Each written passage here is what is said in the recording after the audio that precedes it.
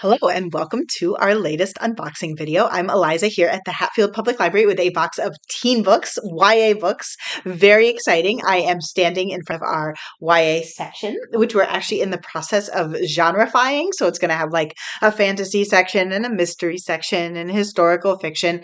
So that's super exciting. And we've been making cute new labels, cute new spine labels for all the books.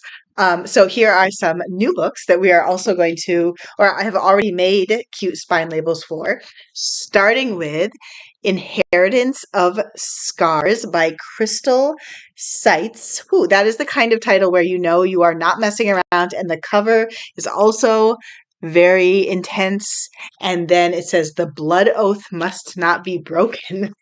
Um, wow. So there's a forest with bloodthirsty monsters. This is definitely a fantasy land, but the one of the characters also has Crohn's disease. So that's interesting. That's like a little bit of like reality in there too. Um, ooh, yeah, and then there's also a romance. Oh, wow. This is cool. We have a new Sabaa Tahir Heir. This cover is amazing. I love this woodblock effect. I just feel like they really, so many great YA covers, but this one is really knocking it out of the park. And sorry, I don't even want to talk about the book. I just want to look at this cover. It also says that it is part of the Young Adult Good Morning America book club. It's pretty thick. It's got a lovely map inside. So what's it about? Growing up in the Kagari slums, Aze has seen her share of suffering. She lands in prison. And then there's another character who's banished from her people for an unforgivable crime. She has a mission that's going to cost her. And then Quill is the crown prince of the empire. He doesn't want to take the throne, and he understands how power corrupts, and the lives of these three people get interwoven together. Wow, another big name. We have Maureen Johnson, Death at Morning House. You can see it's definitely like a crime scene vibe with a camera sitting there. Um, hmm. So, huh.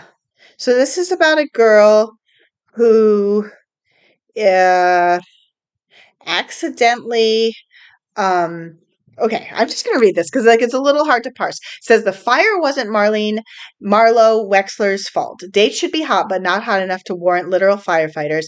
Akila, the girl Marlowe has been in love with for years, will never go out with her again because no one dates an accidental arsonist also destroyed her career as a house sitter.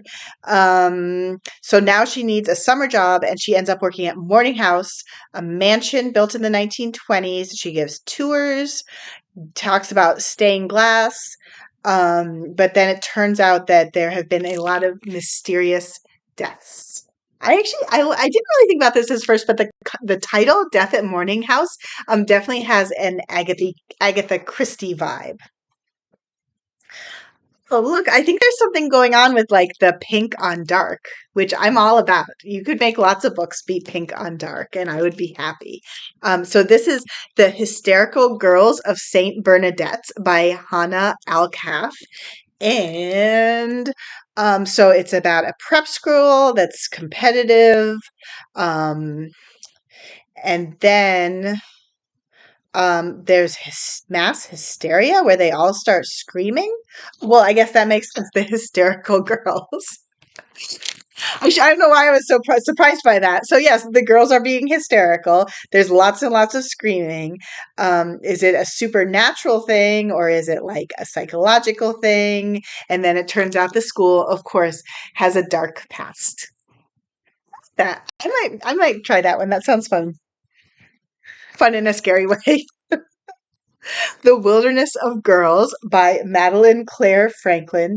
Lost princesses or kidnapping victims? Okay, this cover looks a little innocuous at first glance, but it is actually completely terrifying because that looks like a crown and actually it's a bear trap, which, ooh, oh my gosh. So, yay, yay. Wow. So sounds like it starts at least in the real world. The main character is in foster care with her estranged uncle. She's working in the woods at Happy Valley Wildlife Preserve. But instead, she stumbles upon wolves guarding feral girls. She ushers the girls to civilization, and they become known as the Wild Girls of Happy Valley. She gains the trust of the girls. They reveal their lost princesses, um, and they believe that Ree is their lost fifth sister, but she thinks they're deluded. Oh, so this is another one that's sort of blurring the line between whether it's fantasy or whether it's real. This is a graphic novel, Ash's Cabin by Jen Wang, and this is about so beautiful. I love the colors in this, just very beautiful art, and it is about an autistic, non-binary. Doesn't actually say what it's about, but it's fine because I happen to know. Non-binary teen who goes to live by themselves in the woods, I guess with a dog and a bow and arrow. So that sounds amazing. And the art is really beautiful. The Gentlest, no, I'm sorry, Gentlest of Wild Things with Sarah Underwood, another monochromatic cover, and these two statues. So it sounds like a fantasy, sort of Greek inspired island with a main character and her twin sister.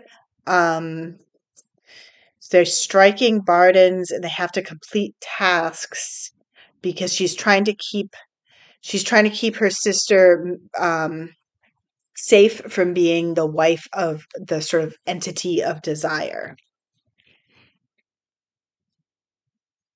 Alice Hoffman, what are you doing here in the YA books? So this is Alice Hoffman is a very popular adult author, and this is called When We Flew Away, a novel of Anne Frank before the diary. So historical fiction. Seems like a kind of a brave thing to do to try to write about Anne Frank's life before her diary. So based on extensive research and published in cooperation with the Anne Frank House. Um, Interesting.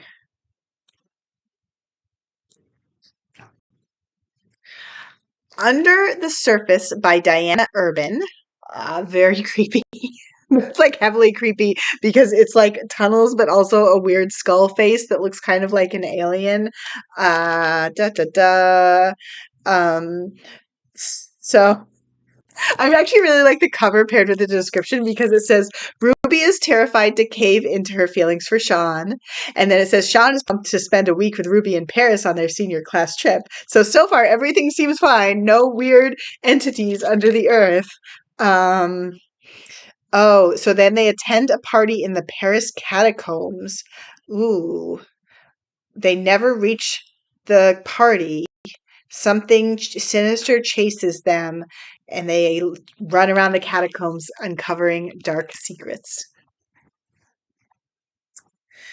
This is Not a Dead Girl Story by Kate Sweeney, and so it's about a girl is missing. Her boyfriend dies. 8 days later, she disappears. But her cousin, who's awkward and shy, doesn't believe that she's really dead because she keeps hearing her voice in her head urging her to keep looking. Last of all, we have The Extraordinary Disappointments of Leopold Berry. And this is written by Ransom Riggs, who wrote Miss Peregrine's Home for Peculiar Children, which was very popular and really crossed the spectrum of like adults reading it, teens reading it, older kids reading it, just really popular all over the place. And so now this is a new series called Sunderworld. Definitely getting a science fiction-y vibe. So it starts out in Los Angeles where the main character is seeing weird things and his hallucinations seem plucked from the cheesy world of the 1990s kids fantasy TV show called Max's Adventures in Sunderworld. It's weird because we have a town near us called Sunderland, so I keep wanting to say Sunderland, but it's Sunderworld. Then he discovers VHS tapes. His mother has just died. He becomes obsessed with losing himself in Sunderworld. Um, Turns out Sunderworld is real, it's in danger, and it needs a hero. I see this going on in the cover. You can see there's like a little bit of VHS tape there. So that was it. That was my last book. A lot of good ones in this box. I hope that people come in and get them because they just sound really good to me. And I will be back soon with more. Bye.